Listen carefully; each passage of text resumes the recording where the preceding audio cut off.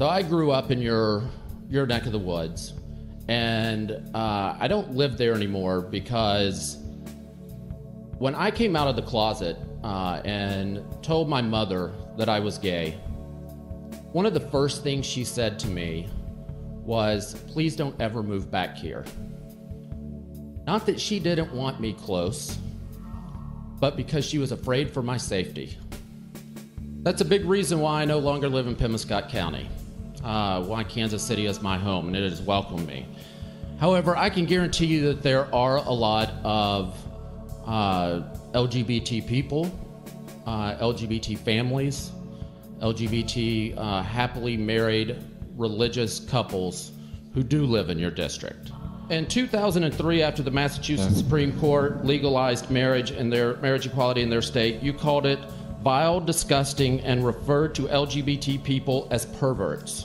That had nothing to do with a bill that we talking about. Gentlemen, this has everything to do with your bill. That had nothing to do with your bill. Protecting the rights. That had nothing to do with your bill. Mr. Speaker, to speak on the bill.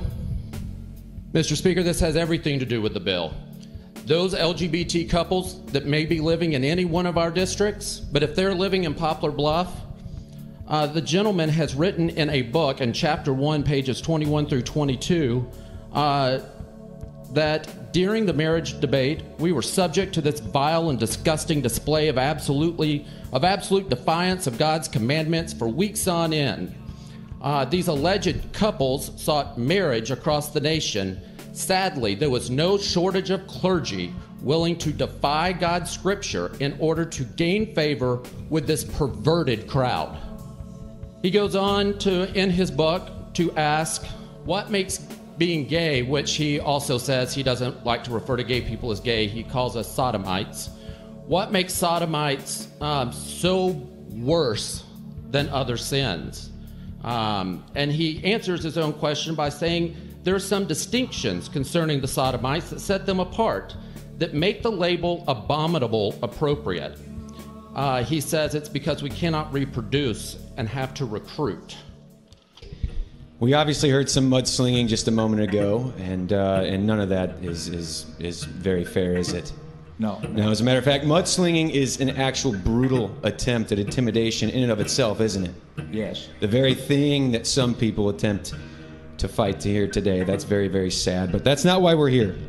Let's talk about the bill.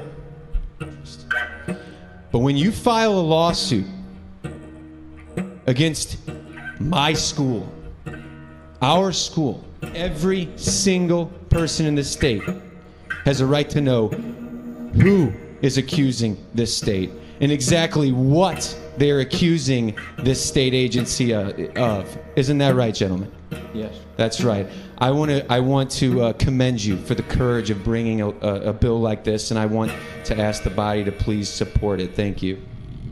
Mr. Speaker, this is precisely why we do not need this bill, because when people are in power, they can intimidate other people.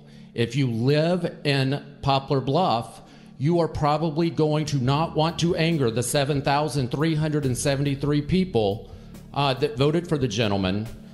This is precisely why this bill is wrong.